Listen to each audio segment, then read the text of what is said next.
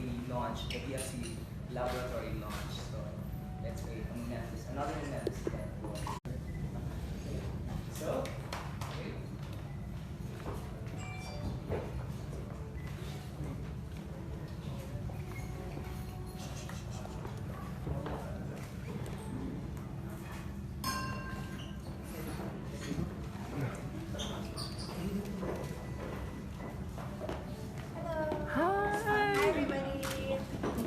I hope you didn't wait.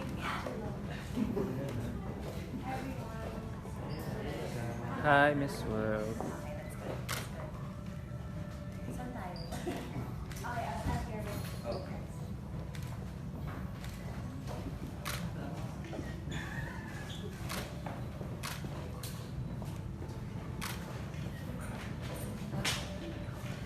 Hi guys, we're live here at Megan Young's press conference for Cosmo Skin. She'll be fielding some questions to her in a bit. So if you guys have questions for our former Miss World, you may shoot your questions here on the comment section, and I'll try my best to ask those questions for you.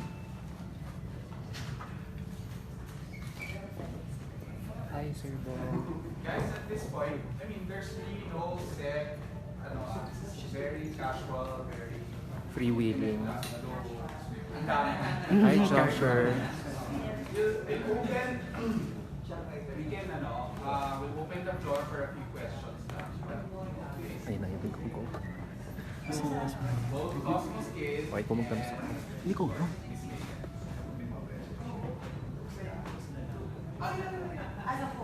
As a whole.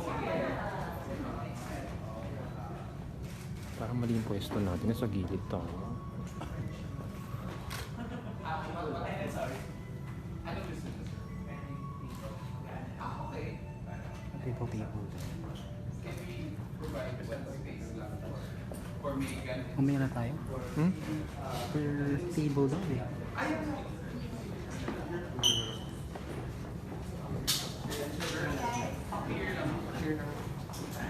Paano daw? Paano setup? Per table. Per table. Sorry. Kaninong seat? No one. Sir, we'll ask you to transfer. Para hindi na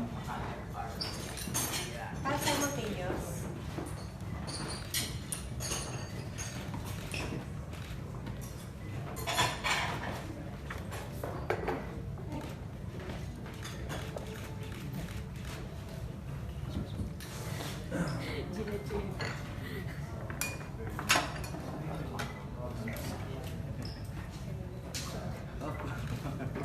Guys, we're shooting kasi, just listen, you don't have to look at me. Today kasi we're shooting a number of videos with Megan upstairs. That's why we took this break, so you have the chance to ask some questions. So technically you have a very limited time to do so. So please. Ano na ba tayo? Let's open the floor to Adam. Megan, good afternoon. I'm Adam Hinata from Sash Factor. I just want to ask, you still look ravishing as the day you were crowned 5 years ago.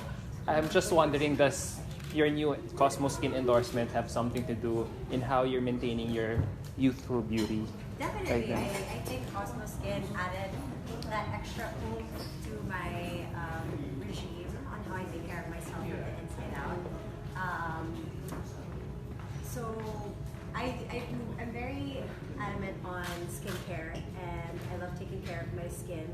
But I always notice na parang I just needed that extra push to really take care of myself fully. Hindi lang from the outside, but also from within. And Cosmo Skin has really been helping me with, taking care of not only just my skin, but it helps like with your system as well. Like the gluta isn't just for whitening; it's also to take care of, your liver, kidney, your liver. So that's also something important to me. Wellness. I see. So, how are you leading a healthy lifestyle apart from taking Cosmo Skin? When it comes to me living a healthy lifestyle, I always make sure na I work out, I get enough sleep kahit na puyat Yeah, sa taping. So, syempre yung workouts ko medyo gabi na, and then I make sure na I eat the right amount of food, meaning I get as much nutrition as I can. Hindi ako nagpapagutom. So, I think that's a misconception that people have with me, or with being, skinny, is that you lessen your food intake. But me, I'm like, eat. Basta, well balanced. I see.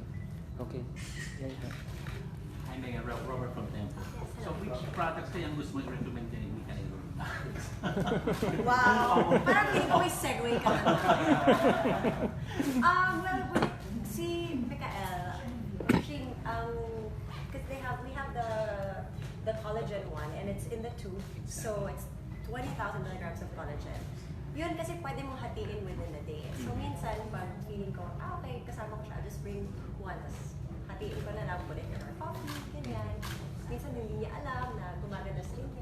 Because of collagen. Kasi ako yung naglalagay, ako nagtitimpla. So I guess that's something I could recommend to him.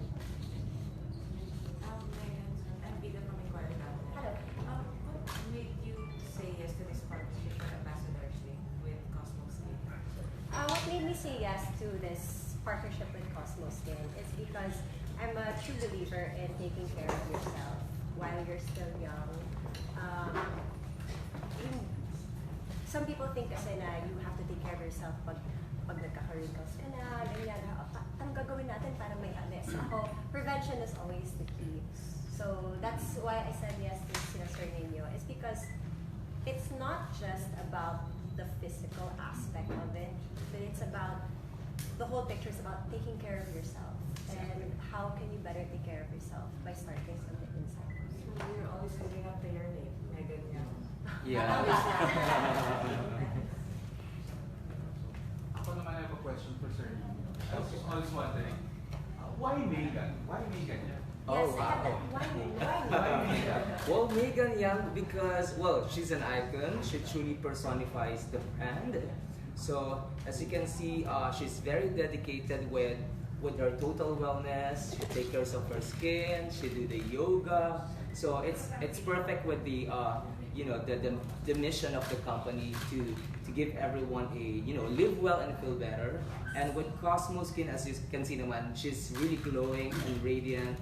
So walang pagdadalawang isip na kinuha namin si Megan Young to be the new ambassador for Cosmo Skin. Okay, hi, I'm Mirella from Mega Magazine. So personally, since taking the supplements, what changes have you noticed with your skin and your body? Well, you were there the last time, no? So for the ones that are here for the first time talking to us about the brand, what Sir Nino explained to me is that for every person, it's always different. So some people see the change within 2 weeks, others see it within 3 or 4. And for me, it was really just the fact na parang feeling mo may glow factor, Exactly. di ba? I wasn't literally glowing, but you know that You are feel there's a glowing. radiance. Oh, yeah. Kasi there's a radiance in the way that you carry yourself. You feel a bit more confident in the things that you do. Even yung pag-apply ng makeup mo, there's mas madaling ilagay pag mas naaalagaan mo kasi yung skin mo. And for me, that's very important because it's also part of my job. Sir, malaking bagay pa na Megan Young is a beauty queen. That's why you also consider her to represent Cosmo Skin. Kasi before, I don't know if until now si Rufa is part of Cosmo Skin. Malaking bagay, of course, pero of course malaking bagay that she is a beauty queen. But bukod doon, of course, nakita kasi namin yung totoong Megan Young and how she really, takes care of her skin. She's really, she makes sure that she washes her face every day. Kasi before everything, nag-usap muna kami ni Megan about it, kung paano yung beauty regimen niya. And nagre-reflect yung kung paano siya makakapag-influence Yes. ng mga tao to how to take care of their skin. So, I think it really helps na when I'm endorsing a product na I know a lot about it and we can meet halfway. How can I help the brand and how the brand can help me? And it's come to a more personal level na hindi lang basta para I'm taking pictures, I'm talking to you guys about the brand. But it's a brand that I know that I use and I know that I can recommend to people. And you know, I bring it with me everywhere. I give it to the people on the set, and you know, they're happy about it, and because of that, they start buying it. So it's something that I know I'm proud to recommend to my friends. So it's not just about the title or the name. Megan Yang kasi she live and breathe beauty, so that's why we're so happy na nakapartner namin si Megan for this brand. What can we expect from the partnership? Like, meron ba kayong parang beauty tips video na ilalabas? Oh, sure. So, kailangan abangan nila ang marami naming videos, especially for digital. So, we're going to share a lot of skintellectual solutions. Skintellectual. Hashtag skintellectuals. So, from beauty from within, how can you radiate and how can you keep a glowing and brighter complexion? We're actually shooting a couple of videos today, Exactly. so that's part of what you guys can look forward to is our skintellectual videos. May konting segue sa stepdaughter. Yes. Congratulations on your TV series. Thank So you. what's the most challenging part about doing that series? With your opinion? Most challenging part about doing the stepdaughters, I think with any other teleserye, it's really the hours that you work. I just came from taping kanina, so sabi ko nga kay Sir Nino, pagpasensyahan niyo na po kung medyo may moments na nagsispace out ako kasi puyat talaga eh. And all the energy you put into the show. So you're emotionally, physically, mentally putting all this energy there. So by the next day, medyo may pagkalutang ka. So I think it's really just making sure that you put everything out there. And that's for me is the most challenging part, is really getting towards the next step. How can I overcome this fatigue that I have? Because now that we're into our 12th week of the show, medyo intense na yung mga nangyayari. So emotionally draining talaga siya. So it's just me overcoming all of that fatigue. Kasi nalini. Um, Are you okay with her? Yeah, no, super okay kami ni Kat. Si Katrina, what I love about her is naturuan niya ako kung paano mandaya ng mga sampalan na scenes, yung mga hablutan ng buhok. I could even, go up to somebody right now and just go like that. Pero hindi sila masasaktan. Kasi may tricks of the trade. And it's really fun working with her. Yung mga dayang sampal. Pero mukhang totoo at mukhang sobrang nasasaktan kami. Hindi lang nila alam, hindi pala tumatama ang mga kamay namin sa mukha. So, yung mga daya na gano'n, yun yung mga nakakatawang nakuha kong tricks sa kanya. But other than that, she is probably the sweetest celebrity that I've worked with. And walang sugarcoating yun just because we're working together. She really is the kindest person that I've worked with today. Hindi na po kasi ng other products of Cosmo Skin. Are these formulated for the Filipino skin? Kasi na it's different kasi iba from our Asian counterparts. Siyempre, iba ang weather natin dito. So, are these formulated for the Filipino type? Yes. Just to share a brief story of the company. Cosmo Skin is very special to me because 12 years ago, it's actually the first brand na nilaunch ng BFC Laboratories, and that is because na-push kami to formulate the product, to formulate Cosmo Skin because, I myself kasi I really take care of my skin. I wanted to take all of these ingestives that can promote a radiant and glowing skin. The thing is, what I really wanted that time, the vision was to give the Filipinos, the true products with the quality, something that is really backed up with science. So yes, we started with the Filipino market, and then right now we are so happy because with the growing followers of Cosmo Skin, we can now we're now serving different countries around the world.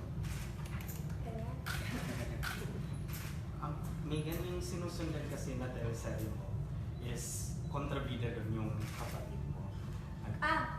Contestants before us. So, kayo ba napapag-usapan, what if kung ako yung bida, tapos ikaw naman yung kontrabida ko? Nangyayari na actually. Nung Marimar, siya yung kontrabida, pero ayoko na siya maka-work kasi parang nasasad ako na kahit na acting, parang minsan kasi nadadala sa bahay, when you're like intense na emotions, magkasama pa naman kami ni Lauren sa house. So I'm just like, okay, no, I think it's okay na yun, na one time, big time tayo nagko-work. Let's see, maybe in the next couple of years, if we have the chance. But as of now, okay ako na you're in another show and I'm in another. Para at least, hiwalay ang family sa acting. But it's fun working with Lauren. Yun nga lang, syempre, mga away kapatid, di maiiwasan. So, yun lang naman. Okay, guys, para naman we can give chance to the other thing, maybe request from Nino and Megan, quick lang, to transfer to the other table na. Sure. Just so to give chance to the Thanks, guys. If you want to Baka off topic eh. Baka off topic. Sige. Philippines. From Mississippi. Yan. Thank you po. Yes. Thank you po. Saan siya ulit? Charge mo na rin.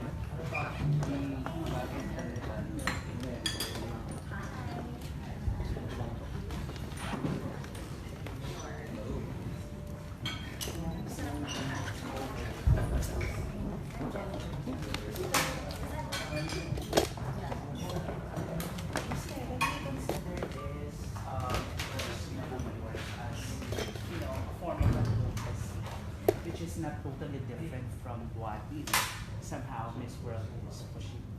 What do you mean? Sorry. Do you consider this some sort of an advocacy, like a beauty? Do you consider A yourself beauty as advocate? I think in anything that I do, there's always some sort of advocacy, and whether it be helping kids or helping monetary-wise, helping and giving knowledge and education to people, everything I do has that sort of aspect to it. So yes, I would consider it a sort of beauty advocacy. Is it something that you have acquired from Miss World or even before? Ganun ka na talaga? Dati hindi ako masyadong maalaga sa sarili ko, sa totoo lang. Very boyish ako in the sense na, you know, like, sige, go with the flow lang, wash lang ng face, ganyan. But it's not really as intensive as how I take care of myself now. Now kasi, you know, I'm very conscious about what I put into my body, with the food that I eat, what I drink, and the supplements that I do take. Kailangan maging conscious ako kasi I'm looking at taking care of myself for the long run. Not just for, you know, a project that I have next month or not just because, you know, may pinaghahandaan ako. Kailangan pang long term na talaga. So, ngayon pa lang, conscious na ako sa lahat. At what age do you think women should start taking care of themselves? I think as, you know, as early as possible. I don't see anything wrong with that. It doesn't have to be as crazy as, you know, what other people do, but the mere fact that you're taking care of yourself, it could be from starting from what you eat. Are you going to eat, you know, this certain food? Like, will that affect your body? Will that affect your appetite? Or even the way that, you know, your mind will function for the day? Are you going to intake that alcohol? I mean, it's all a choice that you can make as early as possible. When I was younger, lagi sinasabi sa akin ng mga handlers ko noon, alagaan mo yung skin mo. So that's something that they would try to infiltrate into my mind. Kailangan alagaan mo yung sarili mo. Kasi pag dumating na yung time na dumating ka na sa ganitong age, baka pagsisihan mo na. Hindi mo inalagaan na kahit man lang taking off your makeup at night. It's so simple. Pero minsan nakakalimutan natin. So it's just a conscious effort lang. I think I started taking care of myself just before Miss World. So mga 22, 23. Could have started earlier. Pero may pagkakamad talaga ako. So ngayon, medyo parang you are taking the proactive stance na. Kasi you're looking for the future. Definitely, and I try to make sure na I incorporate that with the people around me also. So Cosmo Skin isn't just taken by me. It's something that I extend to my brother and sister. I extend it to my driver and my personal assistant. So, syempre, I have like a supply that I get from Cosmo Skin. And I really share that with the people around me. So I'm like, okay, ito na kay Sel. Sel is my assistant. O Sel, sa'yo na to ha. Bigay mo na din sa kapatid mo yan. And, you know, even with people on the set. And I want to make sure na it's something na everybody that I love around me takes care of themselves. Because that for me is my advocacy, is to make sure that the people around me are healthy, happy, and you know, their well-being is, you know, in a good state. What are the challenges para na tinatry mo i-avoid? Kasi you mentioned you're adventurous, you're very boyish, you know, para ma-maintain yung glowing skin. Sorry, what was your Challenge. It's okay. What are the challenges na ina-avoid mo sa skin? Okay. Well, ako kasi, I really love going to the beach. Super love the beach. But one of the challenges that I have to, you know, really take care of is masulat yung skin ko and make sure that will this affect my skin long term. So it's just about being careful with the things that you love. If I love going to the beach, I know that I have to take precautions. Put on sunscreen, make sure na hindi aabot sa point na masusunog yung balat ko. Lalo na kung alam kung sensitive din ako. So it's just about doing research and taking precautions. So then what's the biggest misconception sa mga young girls natin na mag-apply ng mga kung ano, you know, pang beauty products? Well, syempre may mga ibang tao na sasabihin, ang aga, bata-bata mo pa, kung ano-ano na nilalagay mo sa balat mo.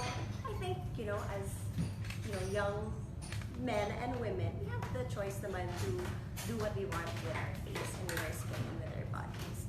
As long as you're doing it for your well-being and you're doing it to express yourself, I don't see anything wrong with it. Like I said, as early as you want to, you can start taking care of your skin. As long as you know that it's safe, you're doing it with guidance, there's nothing wrong with that. So, may misconception lang kasi talaga minsan. Siyempre, di natin maiwasan na may ganong mentality. And it's about educating the people around us. Na parang, oh, okay, this is me, and this is what I want to start doing, and this is me educating you about it. Was there an instance na parang hindi naman sintang wrinkle or anything on your face or bigla kang, oh my gosh, meron siya? Wrinkle talaga. Wala pa naman akong wrinkles, but I do have like a lot of skin on my forehead. But wala lang naman sa akin yun. I think it's really just pag sobrang puyat ako sa dating. Tapos my skin starts getting very dry and gray and flaky. And nangyayari din yun kapag hindi ako nakakapag-moisturize ng skin. So, sa mga oras na nangyayari yun, nagsisisi talaga ako and I just start going back to my skincare routine. And it's a good lesson kasi trabaho ko to. So, I really need to be on top of it. Can you walk us through your skincare routine? How many steps do you take? Divide through it. Divide 10. Dami. Let's see. Let me count ha. So I wash my face. I have a dual cleanser that I use. Pwede siya makeup remover, pwede siyang facial wash. Hindi ako nagtutoner kasi sobrang dry ng skin. So sometimes I use like a lotion. So that's 2. It's like a liquid lotion toner. So, and then I moisturize. So that's 3. I use eye cream, that's 4. And sometimes kung sobrang dry ng skin ko, I'll use facial oil. So 4 or 5 at the most. Pag 16 Cosmo Skin. So that's from within. From within. May ganun just wonder, may mga times din ba na naisip mo na ang pangit ko, may mga araw pa ba na Well, I tried not. I don't know. I've never really had that mentality na ang ganda-ganda ko or ang pangit-pangit ko. And it's just me. Although when I was younger, may mga insecurities ako. So hindi naman necessarily na sinasabi ko pangit naman ito. It's more of, oh, I wish it was more like this. Or I wish it was more like that. When I was younger, I used to be super insecure of my lips. Kasi yung bata ko, tinutukso ako na parang laki to na labi ko, na parang daw isda. Parang may mga ganon. Same. Diba? So, when you're younger and you're in grade school, Yeah. you know, kahit sabihin ng nanay mo, napakaganda mo anak, huwag mo pansinin. Siyempre para sa sarili mo, you're like, oh, shoot, laki ng lips ko. And I wanted to have super thin lips, yung parang walang labi, parang halos ganyan. Yung gano'n, parang, that's what I wanted. And But now it's an asset. now it's an asset pala. Magkaroon ng big lips. Diba? Yeah. Or, nung bata din ako, if, you know, I was super thin, na parang ting-ting, tapos tinutukso ako na olive oil, or ate bulate yung tawag sa akin ng mga pinsan ko. Kasi mukha ko, parang may mga ganon. And, you know, it really affects you as a child. I was around mga 11, 12 years old. And, you know, that really affected me when I was younger. When I got older, parang I tried to assess it and say, okay, so yeah, these are flaws for other people, but how can I make it work? So it was me finding a solution na parang yung mga flaws, how can I make it better? How can I make it stand out? But it took a lot of energy, and it took a lot of, I guess, positive reinforcement, a more positive outlook. Kahit na nega yung mga nasa paligid mo, I just had to zone out and really work on myself. I didn't listen to people, which could hurt sometimes, but you know, for me it worked. Na I didn't listen to what people were saying was negative, and I took it as a positive. You was consider na magkaroon ng makeup tutorial or definitely? Pwede naman siguro ako mag-ganon. I am considering it. It's just that it's not a priority right now because of taping. But when I do have time, I will work on it. Pero, where are you at now in your life? I mean, in terms of levels of happiness. So perhaps, of course, we always aspire for something bigger every day. Of course. For me, I'm very content with my life right now. I'm very happy. And I'm happy that I've reached a point na masasabi kong masaya ako sa kung anong meron ako. Kung madagdagan, okay lang. Kung hindi, okay lang. Kung mabawasan, okay lang din. And I've learned to love what I have and don't have. And like I said, paulit-ulit ko sasabihin it. It does take a while to get there. And it does help that I have great people around me to support that. So far, I mean, how has the title Miss World has done to you, especially sa mga roles na ginagawa? Do you find it limiting, or you will just embrace whatever roles will be given to you in the future? I don't think it has bearing of the work that I get. Although I can say na it's affected me in a way na I've become more active with my social work, and that's something more important to me than, you know, glitz and glamour. Although syempre kasama talaga yung glitz and glamour. But yeah, it's affected me more in terms of my social work than anything. Yes, you were asking something. Yes. You have the last question from Ate. Yeah, a couple of questions lang.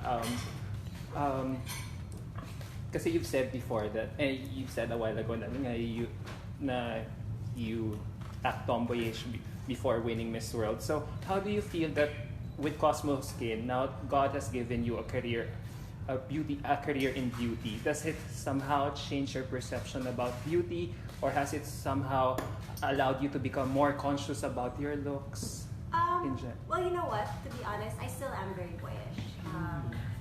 I did not change the way that I dress, although may upgrade ng konti, but I still love my sneakers, I love my backpacks, I love my t-shirt and jeans.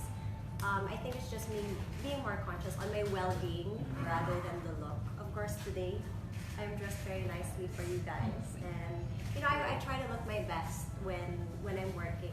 But behind the scenes, nothing has changed. It's still that same boyish Megan, na mas conscious lang sa skin. And I think that's where we're breaking barriers, is that you don't have to look a certain way to be conscious about yourself. You don't have to, you know, conform to the norm. Meaning na just because I like taking care of myself doesn't mean that I have to be super girly about it. or just because you're a man, you don't have to be conscious about, you know, how you take care of yourself. So I think it's just being comfortable with yourself and knowing what you like and don't like, and then, you know, it's smooth sailing from there.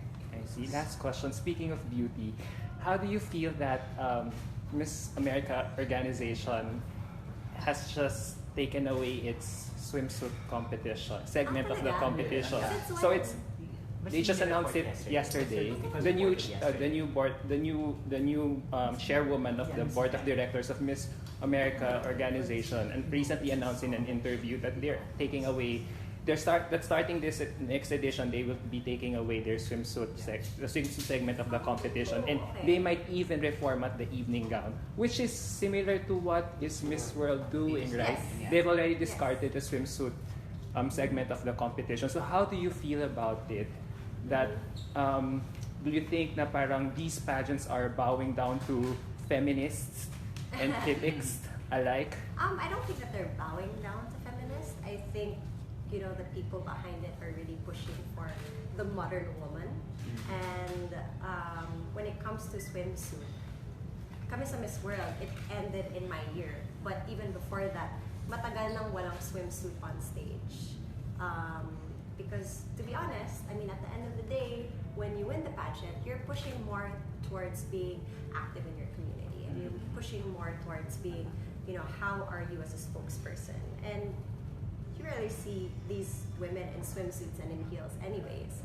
And yeah, it's a show.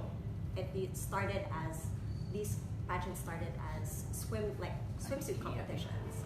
But I guess times are changing, and so is the pageant world. And you know, I don't see anything wrong with it. If the pageants want to focus on the woman as a personality, if they want to focus on her and the things that she does, I'm for it. I'm completely for it, because, you know, one of the reasons I did join Miss World is, aside from the philanthropy na kasama, is because they didn't have the swimsuit round. Because I didn't feel a need for the swimsuit round. So, yun lang.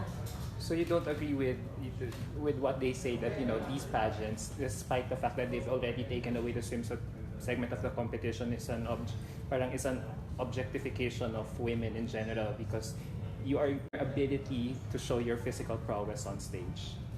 I don't agree that it's objectifying women, because at the end of the day, we do so much to help the people around us, and there will always be some sort of competition there, and you're going to be judged on etc., beauty, etc. But nowadays, it's more of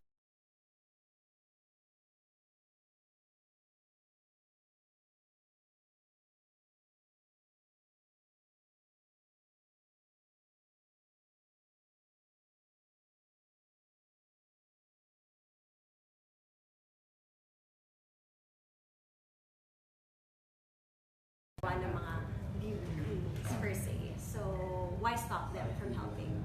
Can we have a final word from Sir Nino before we resume work upstairs? Well, to add up lang din with yung last question kay Megan. Well, it's very timely with our campaign, I Am Cosmo Skin. Actually, the new campaign is about, you don't really need this glamorous gown, the high stilettos, all of this iba-ibang colorete. All you need is just a Cosmo Skin, and you can face the world with confidence, right? And yeah, that's it. You just need to be, with Cosmo Skin, you can be naturally radiant and glowing. Megan, last na lang, kumusta ang puso ang pag-ibig?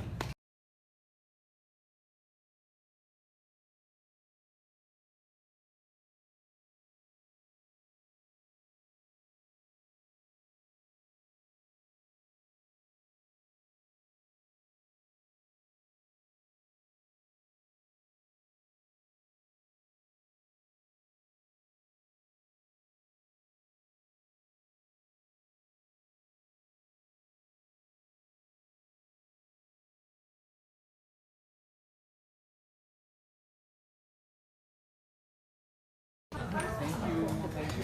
Let's make that unlock. We have something for you as we go out.